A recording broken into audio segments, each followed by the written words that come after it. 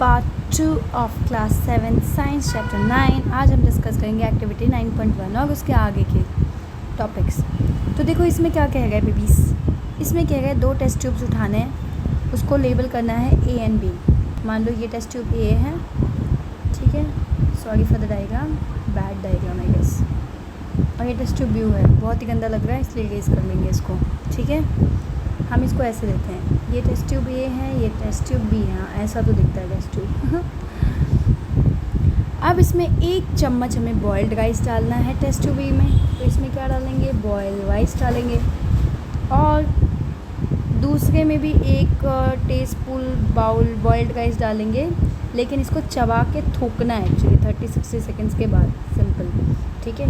Chewed boiled rice लेंगे, 30-60 seconds आपको चबाने के बाद लेना है, ओके।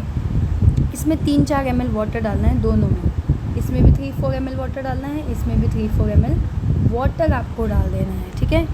अब इनिशियल कलर इसका नोट करना है, जब आपने वाटर डाला नहीं था, राइस वाटर का, ठीक है। तो टेक्निकली वाटर डालने के बाद, तो वाटर डालने के बाद आपको कलर चेक करना है, ठीक है। अब इसमें 3-4 ड्रॉप आयोडीन सॉल्यूशन देना है, इसमें भी IS मतलब आयोडीन सॉल्यूशन, और इसमें भी 3-4 ड्रॉप आयोडीन सॉल्यूशन डाल देना है दोनों टेस्ट ट्यूब में, ठीक है, ड्रॉपर की मदद से।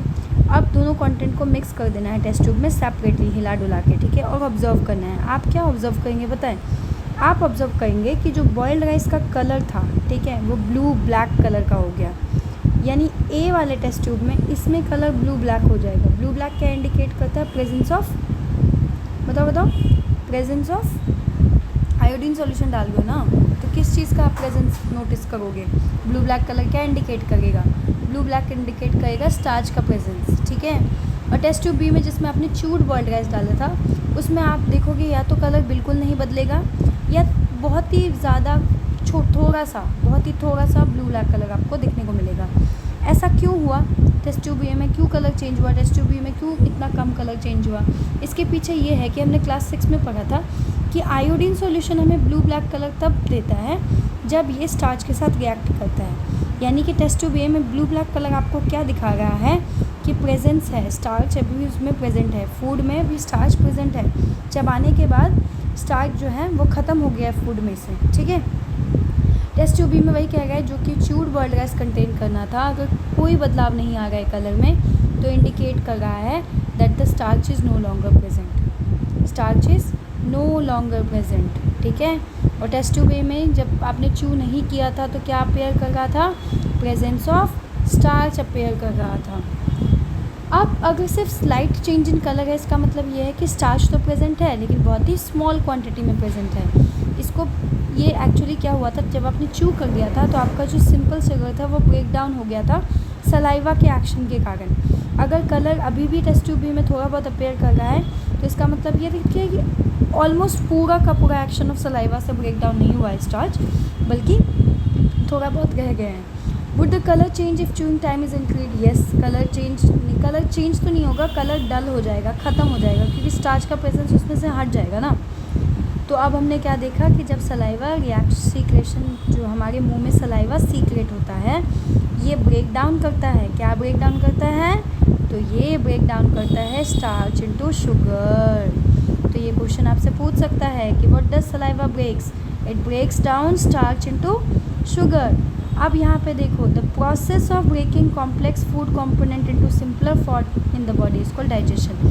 यहाँ पे एक और क्वेश्चन आपका बन के आ गया, define digestion. So what is digestion, जब कॉम्प्लेक्स फूड को सिंपल फॉर्म में हमारे सलाइवा के एक्शन से या हमारे बॉडी के डिफरेंट एक्शंस जो होते हैं वो क्या करता है, कॉम्प्लेक्स फूड को सिंपल फॉर्म में चेंज कर देता है, इसको हम कहते हैं डाइजेशन, ठीक है।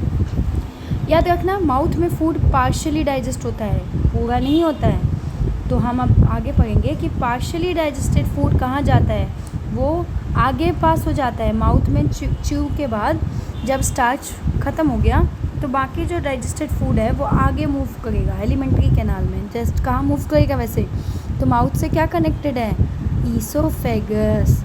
ईसोफेगस क्या है, एक लॉन्ग ट्यूब लाइक स्ट्रक्चर, ठीक है। तो जब आप फूड को च्यू करेंगे तो आपका सलाइवा ना सिर्फ डाइजेस्टिंग स्टार्च में मदद करेगा, लेकिन आपके फूड को मॉइस्ट एंड हल्का गीला कर देगा। जिससे वो सॉफ्ट हो जाएगा और आसानी से स्वेलो हो जाएगा। इमेजिन को वो बिस्किट लिया सीधा निकल पाओगे? नहीं। तो उसके लिए आपको क्या करना पड़ता है? च्यू करना पड़ता है। च्यू करने से क्या होगा? पार्शली डाइजेस्ट होगा, स्टार्च जो है वो ब्रेक डाउन हो जाएगा एंड देन फर्दर आपका टंग जो है वो हेल्प करेगा फूड को मिक्स करने में, च्यूड फूड को मिक्स करने में। किसके साथ? सलाइवा के साथ। और उसको पुश करेगा सॉफ्ट करके, कहाँ पे? Into a long flexible tube called oesophagus. So what is oesophagus? It is a long flexible tube also known as food pipe. इसको ईसोफेगस कहते हैं। यहाँ पे आपका क्या होता है? जो च्यूड फूड होता है, after tongue pushes, after partially digestion of food by the saliva, it gets pushed to the pipe like structure called esophagus। जो हमारा वॉल होता है फूड पाइप का, ये देख लो वॉल जो है इसको कहते हैं वॉल फूड पाइप का। जो हमारा वॉल होता है फूड पाइप का, ठीक है, वो कॉन्ट्रैक्ट एंड रिलैक्स करते रहता है, यानी सिकुड़ता है और खुलता है। देख लो अभी क्या हो रहा है? कॉन्ट्रैक्ट हो रहा है, ये खुल गया तो क्या हुआ? रिलैक्स होता रहेगा, जिसके कारण वेव लाइक मोशन बनता है। वेवी मोशन होता है। एक बार खुल गया है, एक बार बंद हो गया, एक बार खुल गया है, एक बार ऐसे खुल गया है, एक बार ऐसे बंद हो गया, एक बार खुल गया है, एक बार बंद हो गया। इसको कहते हैं वेव लाइक मोशन। क्यों होता है ऐसा? ताकि आपका जो फूड है वो स्टमक में आगे पास हो जाए। ये मूवमेंट जो है पूरे एलिमेंट्री कैनाल में होते रहता है, जिससे एक ऑर्गन से दूसरे ऑर्गन में फूड पास होते रहता है। अब हम बात करेंगे स्टमक की। स्टमक का जो वॉल है, जो हमारा स्टमक है उसका भी जो वॉल है वो कॉन्ट्रैक्ट और रिलैक्स होते रहता है, ताकि फूड जो है चर्न हो जाए, पिस जाए। जो पिसा हुआ फूड होता है, द चर्नड फूड जो होता है, उसको फिर मिक्स किया जाता है स्टमक के इनर लाइनिंग से। एक कुछ जूस सीक्रेट होता है, एसिड सीक्रेट होता है और म्यूकस। तो याद रखना स्टमक क्या क्या सीक्रेट करता है। यहाँ पे एक आपका क्वेश्चन बनेगा, right a short note on stomach. Right a short note on stomach. तो स्टमक के बारे में आपको क्या क्या समझ में आया? स्टमक भी हमेशा कॉन्टिन्यूसली कॉन्ट्रैक्ट और रिलैक्स सिकुड़ता और खुलते रहता है, ताकि फूड चर्न हो सके। ठीक है, फूड चर्न हो सके। जो चर्नड फूड है वो मिक्स हो जाता है with the secretion from the inner lining of the stomach. और हमारे स्टमक के इनर लाइनिंग में क्या क्या सीक्रेट होता है? डाइजेस्टिव जूस, एसिड और म्यूकस। जो डाइजेस्टिव जूस होता है स्टमक का, वो ब्रेक डाउन करता है protein present in the food into simpler component. याद रखना स्टमक जो है वो क्या ब्रेक डाउन करता है? प्रोटीन को। किस में? सिंपल कंपोनेंट्स में। और एसिड ना, और जो आपके स्टमक की लाइनिंग में एसिड प्रेजेंट होता है, ये सिर्फ प्रोटीन को तोड़ता नहीं है, लेकिन हार्मफुल बैक्टीरियाज को भी किल कर देता है, मार देता है। जो म्यूकस होता है वो प्रोटेक्ट करता है स्टमक की लाइनिंग को एसिड से, नहीं तो बर्निंग सेंसेशन हो जाएगा। तो टेक्निकली म्यूकस क्या करता है? एसिड से हमारे स्टमक को प्रोटेक्ट करता है, ताकि डैमेज ना हो हमारे स्टमक को। स्टमक के अंदर जो फूड है वो पार्शली और डाइजेस्ट हो जाता है और एक सेमी लिक्विड मास में ट्रांसफॉर्म हो जाता है, जिसको हम कहते हैं, जो कि मतलब सेमी लिक्विड फॉर्म मास में क्यों डाइजेस्ट होता है? हल्का गीला मोटा सा क्यों हो जाता है? ताकि वो नेक्स्ट स्टेज ऑफ डाइजेशन यानी आगे मूव कर सके। समझ गए? एक और बात बता देती हूँ, पहले स्टमक की डिस्कवरी हुई नहीं थी 1822 तक। 1822 में एक एलेक्सिस सेंट मार्टिन नाम का व्यक्ति था, जो कि एक्सीडेंटली उसको चोट लगी थी स्टमक में।